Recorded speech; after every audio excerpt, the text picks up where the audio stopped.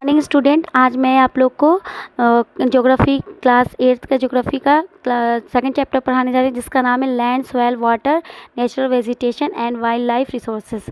Previous chapter में, first chapter में मैंने आपको ये पढ़ाया था नेचुरल रिसोर्सेज के बारे में। उसमें से natural resources, man made resources और ह्यूमन रिसोर्सेज के बारे में थोड़ा मोड़ा जानकारी दिए थे।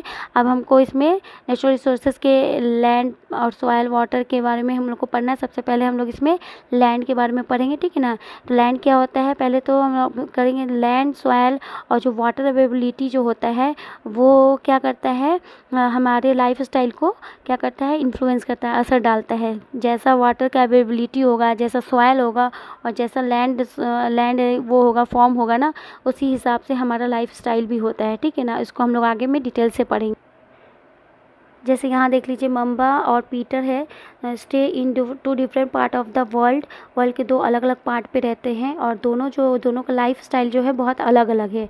और दिस डिफरेंस, ये जो डिफरेंस होता है वो क्यों होता है, पहले बता दें, इन्फ्लुएंस करता है the difference in the quality of land.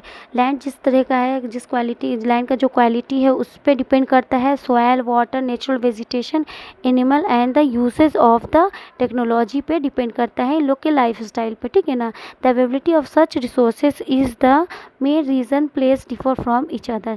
इसी से ये जो अवेलेबिलिटी ऑफ ये सब जो रिसोर्सेज जैसे लैंड है, वाटर है, ये सब से प्लेस में डिफरेंस होता है, ठीक है ना। हम सबसे पहले लैंड के बारे में पढ़ेंगे। Land is among the most important natural resources. ये सबसे ज़्यादा इंपॉर्टेंट महत्वपूर्ण नेचुरल रिसोर्सेज है, ठीक है ना। बिना लैंड के तो कोई भी प्लांट नहीं ग्रो कर सकते हैं। जब प्लांट ग्रो नहीं करेगा तो फिर हम लोग प्राइमरी प्रोड्यूसर वो लैंड के ही वजह से हम लोग प्लांट ग्रो करते हैं। प्लांट ग्रो करते हैं तो फिर हम लोग प्राइमरी कंज्यूमर उसको कंज्यूम करता है। इसी तरह लाइफ सर्किल चलता है। तो सबसे इम्पॉर्टेंट नेचुरल रिसोर्सेज यही है, ठीक है ना। It covers only about 30% of the total area of the earth surface, ठीक है ना। ये 30% ही कवर करता है। लैंड जो होता है सिर्फ 30% पे होता है, बाकी पार्ट जो होता है वो वाटर होता है, ठीक है ना। और इसमें जो ये और उसके बाद से उस 30% में भी जो हम लोग जो लैंड का है, लैंड का 30% जो है वो जो है क्या करते हैं, सिर्फ लैंड के टोटल लैंड का 30% लोग अपने हैबिटेट के लिए यूज़ करते हैं, हम लोग यूज़ करते हैं, ठीक है ना। और 70% जो है वो जो वहाँ पे या तो बहुत स्पार्सली पॉपुलेशन होगा, यानी कि उस वहाँ का जो पॉपुलेशन बहुत कम होगा, जो बाकी कोई 70% है वहाँ का पॉपुलेशन बहुत ही कम होगा, या फिर इनहैबिटेट होगा, यानी कि वहाँ पे कोई हैबिटेशन मतलब कोई अनुकूलन मतलब परिस्थिति नहीं होगा जिसमें लोग सर्वाइव करें, ठीक है ना। जैसे पोलर एरिया में चले जाइए, वहाँ पे अंटार्कटिका में चला जाइए तो वहाँ पे सिर्फ बर्फ़ ही बर्फ़ है। तो वहाँ पे जब आप एग्रीकल्चर कर ही नहीं सकते हैं, जब आप क्रॉप ग्रो नहीं कर सकते हैं तो वहाँ पे सर्वाइव करना भी बहुत मुश्किल हो जाता है, ठीक है ना। उसी तरह तो ये जो होता है, कहीं पे बहुत ज़्यादा पॉपुलेशन, कहीं पे स्पार्सली पॉपुलेशन, ठीक है ना, उसका वजह क्या है, uneven distribution of the population is the different part of the world is mainly due to, क्यों होता है, due to various characteristic of land and climate, है ना। लैंड का अलग अलग जो कैरेक्टरिस्टिक है, ठीक है ना, लैंड का जो अलग अलग गुण है, वो उसकी लक्षण है, उसकी वजह से और क्लाइमेट की वजह से ये पॉपुलेशन का डिफरेंस होता है, ठीक है ना। कहीं पे बहुत ज़्यादा घना पॉपुलेशन होता है, कहीं पे बहुत कम होता है, बहुत कम लोग सर्वाइव करते हैं। तो रग्ड टोपोग्राफी होता है, ठीक है ना। स्थल आकृति मतलब अच्छा अनुकूल स्थल आकृति नहीं होता है, ठीक है। स्टीप स्लोप होता है। अब पहाड़ी इलाका में, अब जैसे पहाड़ पे चले जाइए तो अगर यहाँ पे कोई पहाड़ है तो ये जो एरिया, पहाड़ का एरिया, वो तो आप इस एरिया में तो आप नहीं सर्वाइव कर पाइएगा। इस पे बहुत मुश्किल होता है सर्वाइव करना स्लोप पे, ठीक है ना। यहाँ पे देखिएगा मुश्किल से 1-2 घर बना होता है कभी किसी का, नहीं तो बहुत सर्वाइव करना बहुत मुश्किल होता है। इसलिए ये भी इसका एक कारण है। लो लाइंग एरिया, अब समय लो लाइनिंग है, ठीक है ना, एकदम नीचे के एरिया में चले गए तो जब भी बाढ़ आता है तो अक्सर वहाँ पानी बढ़ जाता है। वैसा एरिया में लोग कम रहना पसंद करते हैं, ठीक है ना। तो ये सब एक कारण होता है। डिज़र्ट एरिया, ठीक है ना। जब डिज़र्ट एरिया में जहाँ पानी की कमी होगा वहाँ पॉपुलेशन भी कम होगा, वहाँ पे वही क्रॉप का प्रोडक्शन भी कम होगा, ठीक है ना। एग्रीकल्चर बहुत रेयर होगा। थिक फॉरेस्ट एरिया, अब जहाँ पे बहुत घना फॉरेस्ट होगा वहाँ तो धूप पहुँचना भी मुश्किल होगा, तो वहाँ पे लोग सर्वाइव करना सही नहीं होगा, ठीक है ना। यही सब जो ये लैंड के जो वो होता है, एक तो क्लाइमेटिकल कंडीशन होता है, एक लैंड जो होता है, ठीक है ना, लैंड का जो कैरेक्टरिस्टिक होता है, ये सब की वजह से भी लोग यहाँ रहना पसंद नहीं करते। तो यहाँ का जो पॉपुलेशन होता है स्पार्सली होता है, यानी कि बहुत कम होता है, ठीक है ना, यहाँ पॉपुलेशन।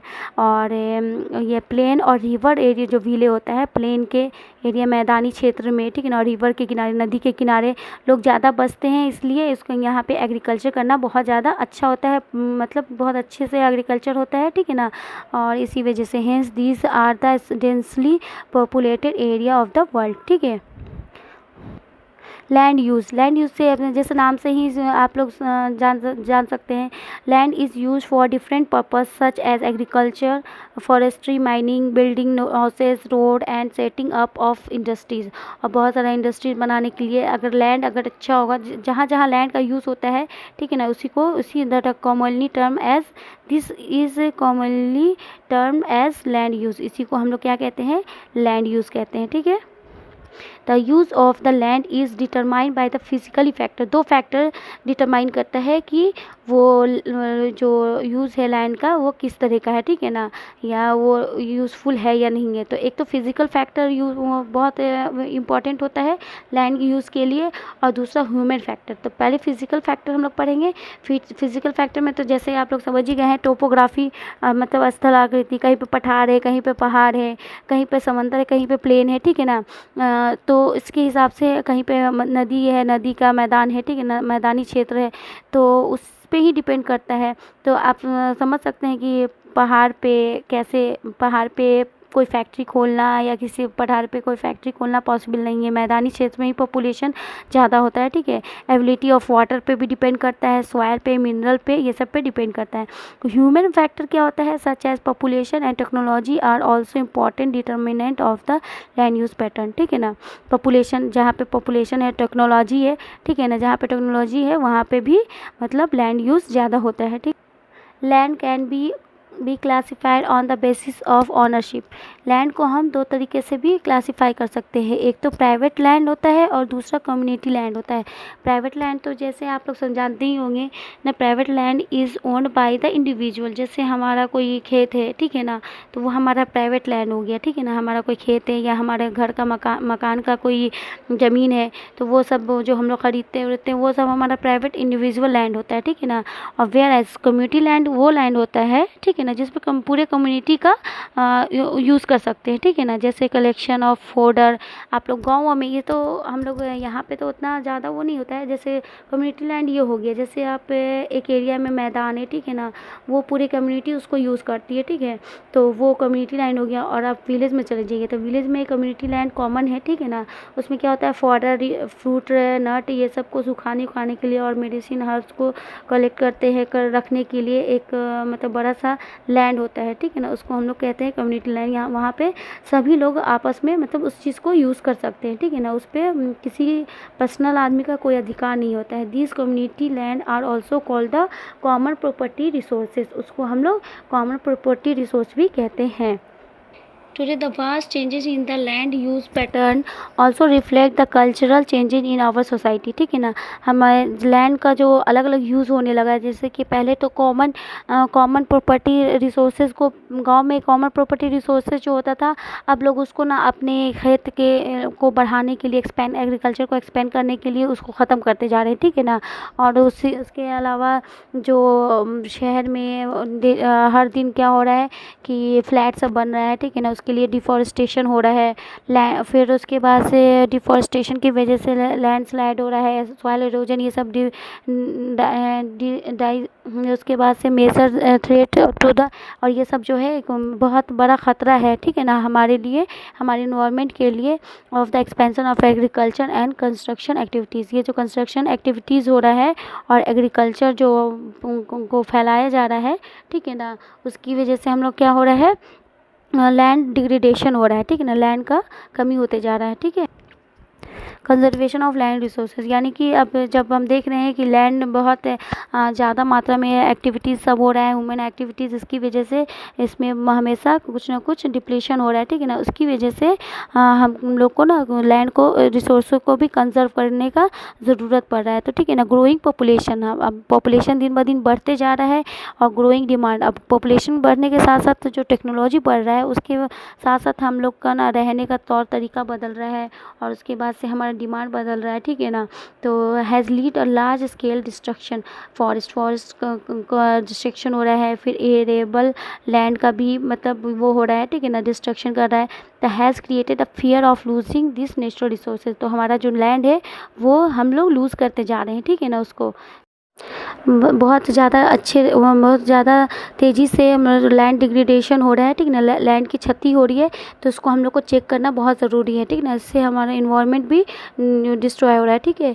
तो उसके लिए सबसे पहले हम लोग का सबसे पहला कदम क्या होना चाहिए, एफॉरेस्टेशन, यानी कि ज़्यादा से ज़्यादा प्लांटेशन होना चाहिए। फॉरेस्ट को हम बढ़ाने के लिए हमको ज़्यादा से ज़्यादा प्लांट लगाना चाहिए। लैंड रिक्लेमेशन, ठीक है ना, लैंड में सुधार करना चाहिए। Regulated use of chemical pesticide और फर्टिलाइज़र जो हम लोग यूज़ करते हैं, जिसकी वजह से हमारा लैंड का जो क्वालिटी है वो ख़राब होता है, ठीक है ना।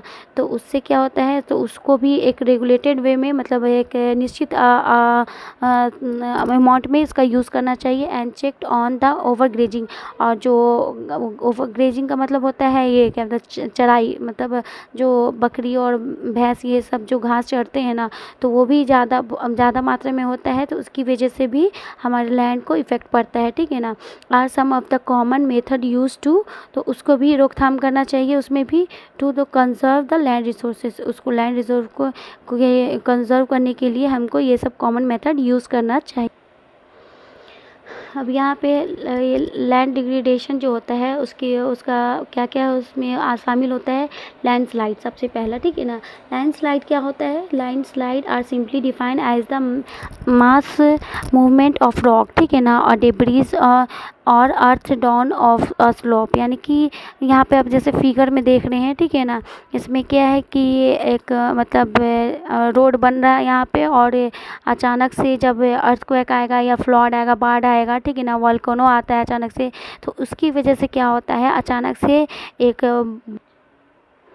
तो जैसे कि बड़ा भूभाग है, ठीक है ना, और पहाड़ी क्षेत्र में जो आप देखते होंगे जब आप वहाँ जाते होंगे, लोहरदगा, राजगीर ये सब जाते होंगे, तो पहाड़ी क्षेत्र में जो रास्ता बना रहता है, ठीक है, उसमें क्या होता है कि कभी कभी अचानक से पहाड़ का कोई हिस्सा मतलब अचानक से खिसक जाता है, ठीक है। तो वो जो खिसकता है ना, तो उसी को हम लोग क्या कहते हैं, वो भी क्यों होता है, लैंड फ्लड, बाढ़ की वजह से, अर्थक्वेक की वजह से, वोल्केनो की वजह से, ठीक है ना। तो इसकी वजह से क्या होता है कि सड़क टूट जाता है, तो इसी को हम लोग कहते हैं लैंडस्लाइड, ठीक है। और ये सब landslide that can block the flow of water के फ्लो को भी कभी कभी वो क्या कर देता है, रोक देता है। तो उसकी वजह से क्या हो जाता है, बाढ़ भी आ जाता है। River block the cause havoc and the settlement down stream on its bursting, ठीक है। इसका कहने का मतलब कि वही वो लैंडस्लाइड से बहुत ज़्यादा डिसास्टर होता है। लैंडस्लाइड की वजह से बता ही चुके हैं कि बहुत ज़्यादा डिसास्टर होता है, ठीक है ना, और सीरियसनेस हो जाता है कभी कभी।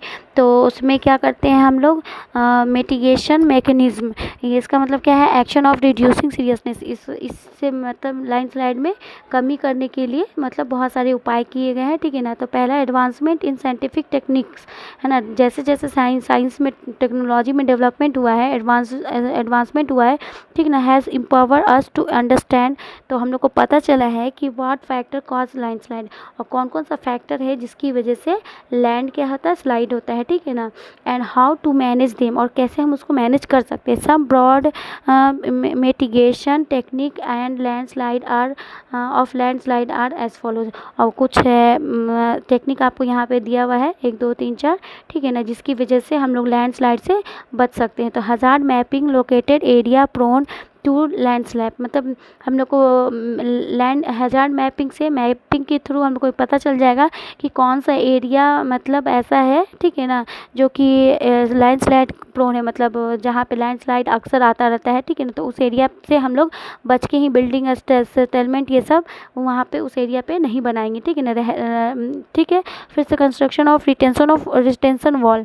फिर दूसरा क्या होता है कि जब आप देखते हैं, जैसे यहीं देख लीजिए, ये पहाड़ पे ये जो बना हुआ है रोड है, ठीक है ना, तो हम जान रहे हैं कि यहाँ से स्लाइड करके वो इस पे आ जाएगा, ठीक है। तो अगर गिने तो हम एक वॉल बना लेंगे यहाँ पे रोड के इस साइड में, ठीक है ना, पहाड़ के कॉर्नर में। तो इसको कहते हैं रिटेंशन वॉल। ये क्या होगा कि ये अगर स्लाइड करता भी है तो इस वॉल को तोड़ना पॉसिबल नहीं है, ठीक है ना। तो ये यहाँ तक रोड को डिस्टर्ब नहीं करेगा, ठीक है। इसको कहते हैं रिटेंशन वॉल, ठीक है। Increasing in the vegetation cover to arrest land is slide, ठीक है ना। तो इसमें क्या है कि हम जब जितना वेजिटेशन इंक्रीज़ करेंगे, मतलब प्लांटेशन करेंगे, उतना ज़्यादा, अगर अब जैसे पहले ही पढ़ चुके हैं बहुत पहले कि सॉइल इरोजन जो होता है वो किस वजह से होता है, जब डिफॉरेस्टेशन होता है तो क्या होता है कि मतलब सॉइल लूज़ होने लगता है, ठीक है ना। तो उसी तरह लैंडस्लाइड भी है, वो भी लूज़ हो जाता है। तो अगर थोड़ा सा भी अर्थक्वेक ये सब आता है तो अपनी जगह से ये अपना पोजीशन छोड़ देता है, ठीक है ना। उसी तरह क्या होता है कि अगर हम प्लांट ज़्यादा से ज़्यादा प्लांट लगाएंगे उस एरिया में जहाँ पे लैंडस्लाइड ज़्यादा होता है, ठीक है, उस जगह पे, तो क्या होगा कि वो मिट्टी को, लैंड को अरेस्ट करके रखेगा, मतलब जड़ जो होता है प्लांट का वो उसको पकड़ के रखेगा। इस वजह से वो क्या होगा, मतलब वहाँ पे लैंडस्लाइड की पॉसिबिलिटी कम हो जाएगी, ठीक है। इसी तरह सरफेस ड्रेनेज है ना, control work to control the movement of landslide along with the rain water and spring flow. अब क्या होता है सरफेस ड्रेनेज, ठीक है ना, कंट्रोल वर्क। अब इसका मतलब है कि जैसे कि अब हम खेती उती कर रहे हैं, ठीक है ना, तो उसमें क्या होता है, या फिर कोई लैंड है, यानी कि इसमें कहने का मतलब है कि ड्रेनेज सिस्टम को हम लोग को बनाना, ठीक है ना। वैसे एरिया पे जहाँ पे पानी अक्सर आता है तो वहाँ पे ड्रेनेज का ज़्यादा से ज़्यादा मतलब वो करना, अच्छे से सिस्टम बनाना, ठीक है, जिससे कि पानी मतलब मिट्टी को काट के बहा करके नहीं ले जाए सरफेस लैंड को, वो बहा करके बाढ़ वाढ़ आए, रेन वाटर या स्प्रिंग फ्लो ये सब जो है इसको सरफेस लैंड को ड्रेन करके ना ले जाए। इसलिए उसको ड्रेनेज कंट्रोल वर्क हम लोग को ज़्यादा से ज़्यादा मतलब वो करना चाहिए, अच्छे से अच्छे मतलब उसको बनाना चाहिए, ठीक है। अब हम लोग सॉइल के बारे में पढ़ेंगे, तो ठीक है ना, जैसे कि आप लोग सब लोग फेमिलियर हैं सॉइल से, ठीक है ना, बचपन में बहुत मिट्टी खेले होंगे, ठीक है। The thin layer of grainy substance covering the surface of the earth is called soil, ठीक है ना। तो जो हमारा अर्थ सरफेस है, ठीक है ना, अर्थ का जो सबसे ऊपर वाला सरफेस एरिया है, ठीक है ना, अर्थ क्रस्ट, तो उसमें जो ग्रेनी सब्सटेंस होता है ना, सबसे ऊपर वाला लेयर, उसमें ग्रेनी सब्सटेंस होता है, उसको हम लोग क्या कहते हैं, सॉइल कहते हैं, ठीक है ना। तो it is closely linked to land. क्यों लैंड से लिंक होता है, land form determine the type of the soil, किस टाइप का सॉइल है वो हम लोग को लैंड फॉर्म वो डिटरमाइन करता है, बताता है, ठीक है ना। जैसे कि आप देख लीजिए यहाँ की मिट्टी, हमारी यहाँ की सॉइल कैसी है, ब्लैक कलर की होती है, ठीक है ना, सॉरी, तो जिस एरिया में मैं रहती हूँ वहाँ की मिट्टी ब्लैक कलर की है।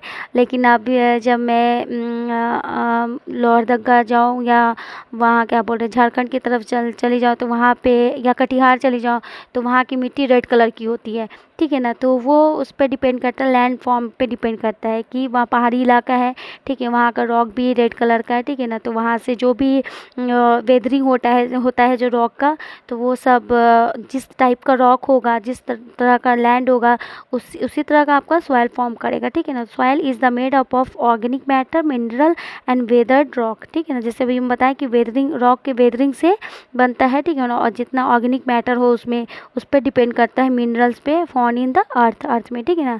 This happens through the process of weathering, तो बता ही चुके हैं। The right mix of minerals and organic matter make the soil fertile. आप देख लीजिए सॉइल फर्टाइल, कोई सॉइल उपजाऊ है तो वो किस पर डिपेंड करता है कि राइट मिक्स ऑफ मिनरल उसमें कितना है, ठीक है ना।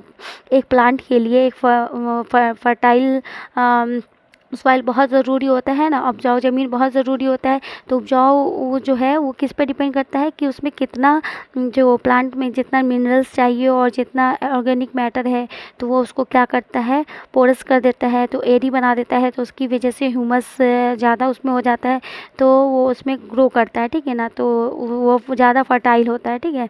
इस वही मतलब the right mix of the mineral and organic matter makes the soil fertile, ठीक है। और यहाँ पे जैसे देख लीजिए वेदरिंग क्या होता है।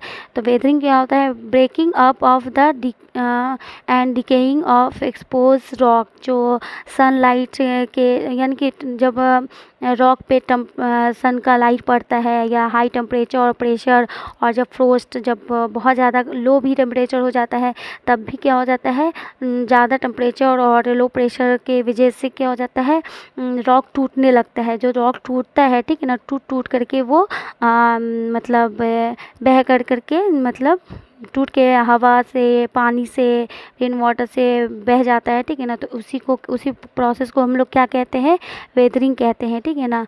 और बहुत सारा प्लांट और एनिमल्स ह्यूमन एक्टिविटीज़ भी होता है जिसकी वजह से रॉक का वेदरिंग होता है, ठीक है ना। It takes hundreds of years to make just 1 centimetre of soil. 1 centimetre soil बनाने में कई सौ साल लग जाते हैं, ठीक है। और यहाँ पे फैक्टर ऑफ सॉइल फॉर्मेशन, तो सॉइल के फॉर्मेशन में कई कारक होते हैं, ठीक है, सॉइल के फॉर्मेशन के। तो मेन जो 2 कारक है उसमें क्या है, पेरेंट रॉक है और क्लाइमेट है, ठीक है। पेरेंट रॉक क्या होता है कि जो रॉक का वेदरिंग होता है, ठीक है ना, जिससे सॉइल फॉर्म करता है, उसको पेरेंट रॉक कहते हैं। तो ये क्या डिटरमाइन करता है कि जो सॉइल है वो किस कलर का है, उसका टेक्सचर क्या है, वो केमिकल प्रॉपर्टीज़ क्या है। तो जिस रॉक का वेदरिंग होगा तो उसमें वो प्रॉपर्टी तो प्रेजेंट रहेगा, ठीक है ना, कि केमिकल प्रॉपर्टीज़ का क्या है, उसका कलर क्या है, टेक्सचर क्या है। तो जैसे हम एक कटिहार का एग्जांपल बताए थे, तो जिस रॉक से उसका वेदरिंग हुआ है, ठीक है ना, और आसपास के जो एरिया में जो रॉक वहाँ पे प्रेजेंट होता होगा, ठीक है, उसी रॉक का वेदरिंग होकर के वो आसपास के एरिया में डिपॉजिट होगा, ठीक है ना। तो उसके हवा से, विंड से वो बह करके आएगा और फिर वो सॉइल फॉर्म करेगा, ठीक है ना। तो और उसमें तो उसका कलर और टेक्सचर और केमिकल प्रॉपर्टीज़ भी उसी पेरेंट रॉक की ही तरह होगा, ठीक है ना। मिनरल और कंटेंट, परमिएबिलिटी, ये सब इसके पेरेंट रॉक पे ही डिपेंड करता है उस सॉइल का, ठीक है ना। उसी तरह क्लाइमेट पे भी डिपेंड करता है सॉइल फॉर्मेशन का। अगर क्लाइमेट जो है ज़्यादा टेम्परेचर और रेनफॉल ज़्यादा वहाँ हो रहा है, ठीक है ना, तो अगर टेम्परेचर ज़्यादा है तो ब्रेकिंग ऑफ रॉक जो होगा बहुत ज़्यादा होगा। ज़्यादा टेम्परेचर और लो प्रेशर, रात में जब टेम्परेचर बहुत कम हो जाता है तो वो ज़्यादा टेम्परेचर दिन का और रात के कम टेम्परेचर में जो रॉक होता है वो कमज़ोर हो जाता है, और फिर उसके बाद से कमज़ोर होने के बाद वो टूट जाता है। और टूट के बाद जब रेनफॉल होता है, ठीक है ना, बारिश होता है, तो वो बह जाता है रेनफॉल के साथ, ठीक है ना, बारिश के साथ। और वो बह करके जो उसी प्रोसेस को हम लोग वेदरिंग कहते हैं। और बह करके वो जब डिपॉजिट होता है और उसमें बहुत सारे क्या बोल रहे हैं ऑर्गेनिज्म डेवलप होते हैं, तो ह्यूमस बनता है, ठीक है ना। तो वो क्या हो जाता है, एक सॉइल फॉर्म करता है, ठीक है। उसके बाद से रिलीफ, मतलब जैसा एल्टीट्यूड हो, मतलब वो जहाँ मतलब समंदर से उसका क्या है ऊंचाई, इस पे भी, और वो उसका स्लोप क्या है, ये सब डिटरमाइन करता है सॉइल, है ना। सॉइल का क्या है फॉर्मेशन, कैसे फॉर्मेशन हुआ है। फ्लोरा, फोना एंड माइक्रो ऑर्गेनिज्म, जहाँ पे ज़्यादा फ्लोरा और फोना होगा, फ्लोरा और फोना मतलब और जितने भी लिविंग ऑर्गेनिज्म है, ठीक है ना, वो सब अगर ज़्यादा होंगी तो जाहिर सी बात है वहाँ का जो मिट्टी हो उसमें ह्यूमस बहुत ज़्यादा होगा, ठीक है ना। ह्यूमस ज़्यादा होगा तो फर्टाइल भी होगा, ठीक है। Time determine the thickness of the soil profile, मतलब जैसे जैसे टाइम ज़्यादा एक्सपेंड होता जाता है और वो जो सॉइल का थिकनेस हो वो बढ़ते जाता है, ठीक है। तो ये सब डिग्रेडेशन ऑफ सॉइल, है ना, एंड कंजर्वेशन मेजर्स, ठीक है ना। मतलब सॉइल का डिग्रेडेशन मतलब सॉइल का रिडक्शन या तो डिक्रीज सॉइल का डिक्रीज होना, और कंजर्वेशन ऑफ कंजर्व कैसे कंजर्व कर सकते हैं हम उसको, कैसे बचा सकते हैं, ठीक है ना, ये पढ़ना है। तो सॉइल इरोजन एंड डिप्लीशन, ठीक है ना, are the major threat to the soil as a resource, यानी कि ये एक खतरा सॉइल एज अ रिसोर्स की तरह के लिए, मतलब सॉइल जो एक हमारे लिए संसाधन है, वो मतलब इरोजन की वजह से, सॉइल इरोजन की वजह से क्या हो रहा है, एक खतरा ही है, ठीक है ना। तो वो मतलब अगर सॉइल नहीं होगा तो फिर इसमें प्लांट नहीं, हम लोग एग्रीकल्चर नहीं कर पाएंगे। तो जाहिर सी बात है, जब एग्रीकल्चर नहीं होगा तो लाइफ कैसे सर्वाइव होगा, ठीक है। उसी तरह बहुत ह्यूमन एंड नेचुरल फैक्टर्स दोनों इसके लिए जिम्मेदार होते हैं, ठीक है। ह्यूमन फैक्टर और नेचुरल फैक्टर भी। Degradation of soil, the factor which lead to the soil degradation are deforestation, ठीक है ना। पहला क्या फैक्टर्स जो है, जो सॉइल का डिग्रेडेशन करता है, ठीक ना, सॉइल में जो कमी हो रहा है उसका सबसे पहला वो है, क्या बोल रहे हैं, जो सॉइल का जो नुकसान हो रहा है, पहला फैक्टर क्या है, डिफॉरेस्टेशन। मतलब हर दिन देखते ही होंगे आप, मतलब फॉरेस्ट को काट काट के उसको ये फ्लैट नुमा बिल्डिंग बनाते हैं, उसके बाद या फिर फैक्ट्री हम लोग कंस्ट्रक्ट करते हैं, तो ठीक है ना। Over grazing, over use of chemical fertiliser, ये सब जो होता है ना, वो सब कॉज करता है डिग्रेडेशन ऑफ सॉइल के डिग्रेडेशन में, ठीक है ना। फ्लड हुआ, जब बाढ़ आ जाता है तो लैंडस्लाइड हो जाता है, इससे क्या हो जाता है, सॉइल का नष्ट हो जाता है हमारा, ठीक है ना। सब method of soil conservation of are listed below, ये इसको बचाने के लिए, कंजर्व करने के लिए, सॉइल को कंजर्व करने के कुछ मेथड है, ठीक है ना, जो हम लोग अपने कल्टिवेशन में यूज़ करते हैं। जैसे आपने देख लीजिए, जैसे कि पहला में है मल्चिंग, ठीक है ना। मल्चिंग में क्या होता है, the bare ground between the plant is covered with the layer of organic matter like straw, it helps to retain the soil moisture. तो आप देखे होंगे कि क्या होता है कि जैसे यहाँ पे हम कुछ प्लांट लगाए हुए हैं, ठीक है ना, प्लांट लगा हुआ है, तो इसके आसपास में जितना भी ज़मीन है, इसके अगल बगल में जितना भी ज़मीन है, उसको हम लोग क्या कर देते हैं, किसी ऑर्गेनिक मैटर से ढक देते हैं, ठीक है ना। और बीच बीच में प्लांट रहता है, तो उससे क्या होता है कि इसका जो मॉइस्चर है ना, इसका सॉइल का, वो रिटेन रहता है, ठीक है ना, बचा रहता है, इससे उड़ता नहीं है, ठीक है। मॉइस्चर मतलब ज़्यादा टेम्परेचर ले पाता है सनलाइट से, तो वो हो जाता है, ख़त्म हो जाता है, इस तो उसको वो रिटेन रहता है, इसमें से ख़त्म नहीं होता है। दूसरा क्या है, काउंटर बैरियर्स। फिर क्या होता है, स्टोन, ग्रास, सॉइल, ये सब का हम लोग यूज़ करते हैं बैरियर बनाने में, रुकावट मतलब अवरोध के लिए, ठीक है ना। Are use to build barrier बनाने के लिए अलोंग काउंटर के खेत के चारों तरफ हम लोग ना ये सब सामान का यूज़ करते हैं रुकावट के लिए, ठीक है ना। Strange and made in front of the barriers to collect water को कलेक्ट करने के लिए आगे में। Rock dam, rock are piled up to slow down, और रॉक को इस तरह से सरिया करके रखा जाता है कि वो क्या हो जाता है, फ्लो ऑफ वाटर के फ्लो को अब मतलब स्लो डाउन कर देता है। जो पानी बहते हुए आता है, बाढ़ का पानी भी हो या जैसा भी हो, उसको ना एक मतलब रास्ता बना देता है, जैसे नहर नुमा निकाल देता है, कि उसका जो फोर्स से जो पानी आता है उसको रॉक से के डैम से रोक करके मतलब एक उसका जो स्पीड है वाटर का, उसको स्लो डाउन कर देता है। This prevent the gullies and the further soil loss, और इससे लॉस भी नहीं होता है सॉइल का।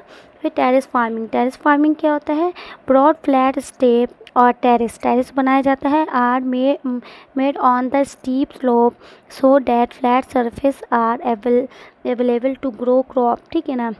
दे reduce surface run off and soil erosion को ये रोकता है, ठीक है। इसमें क्या होता है, टेरेस फार्मिंग में क्या होता है, यहाँ देख लीजिए टेरेस फार्मिंग, ठीक है। तो उसमें क्या होता है कि ये टेरेस की तरह जो है उसको इस तरह से टेरेस की तरह बनाया जाता है, स्टेप वाइज काट के मिट्टी को बनाया जाता है कि जिससे कि ये जो सॉइल का इरोजन हो ना, वो नहीं हो सके, ठीक है ना। पानी ऊपर से अगर गिरे या बारिश हो या फ्लड आए तो पानी ना मतलब स्लो डाउन हो जाए, ठीक है, उसका मोशन वो इस तरह से इसको सीढ़ी नुमा बनाया जाता है, ठीक है ना, कि इसका फ्लो कम हो जाए और इरोजन भी नहीं हो उसका। फिर इंटरक्रॉपिंग में क्या होता है, different crop are grown in alternate row, जैसे एक रो होता है किसी क्रॉप का, फिर यहाँ पे दूसरा टाइप का क्रॉप लगता है, ठीक है ना, सोन एट डिफरेंट टाइम, ठीक है ना। और फिर इसको अलग अलग टाइम में उगाया जाता है। पहले अभी कोई दूसरा क्रॉप तिलहन है, फिर दलहन उगा रहे हैं, ऐसे करके to protect the soil from the rain wash, फिर बारिश से बचने के लिए, ठीक है ना, बारिश के पानी से। फिर काउंटर प्लॉइंग क्या होता है, ploughing parallel to the contour of the hill slope, है ना, to form a natural barrier of water to flow down the slope, ठीक है ना। इसमें क्या होता है, देख ये भी से टेरेस की ही तरह फार्मिंग होता है, लेकिन इसमें थोड़ा सा डिफरेंस होता है। टेरेस में हम लोग क्या करते हैं, हम लोग मैन मेड होता है ये, ठीक है ना, इसको हम लोग काटते हैं, काट के स्लोप को टेरेस नुमा बनाते हैं स्टेप वाइज, ठीक है ना। और इसमें क्या होता है कि ये नेचुरल होता है, ठीक है ना, हिल का जो स्लोप होता है उसी के हिसाब से ये नेचुरली बैरियर बनता है, ठीक है ना। और ये भी टेरिस की तरह ही दिखता है, लेकिन वो थोड़ा नेचुरल होता है, ठीक है। इसको इस तरह से पैरेलली मतलब वो किया जाता है कि ये मतलब फॉर्म करे, तो इसमें पानी का जो स्लोप, जो पानी बहेगा, ठीक है ना, वो उसका भी फ्लो जो स्लो हो जाए, ठीक है ना। Shelter belt in the coastal and the dried region, ठीक है ना, the trees are planted to check the wind movement to protect the soil cover, ठीक है ना। इसमें क्या होता है, शेल्टर बेल्ट में कोस्टल एरिया में होता है ना, और ड्राई रीजन में होता है, ये दोनों एरिया में होता है। इसमें क्या होता है, देखिए यहाँ पे शेल्टर बेल्ट में लाइन से किनारे किनारे रो में पेड़ को लगा दिया जाता है, जिससे क्या होता है, हवा का जो है ना मूवमेंट को उसको प्रोटेक्ट किया जाता है सॉइल के। जैसे इसमें क्या होता है, सॉइल तो आप देख रहे होंगे, ये कोस्टल ड्राई रीजन में क्या होता है, और कोस्टल एरिया में जो हवा चलता है, तो ठीक है ना, वो सॉइल को उड़ा करके मतलब ये उसको उड़ा देता है, ठीक है ना। तो इसके उसको रोकने के लिए भी विंड के मूवमेंट को भी रोका जाता है, ठीक है ना, कोस्टल एरिया और ड्राई रीजन में पेड़ को लगा के, ठीक है ना। ठीक है, ओके। नेक्स्ट आगे का जो टॉपिक है वो नेक्स्ट वीडियो में मैं आपको प्रोवाइड करूँगी, ठीक है। Thank you.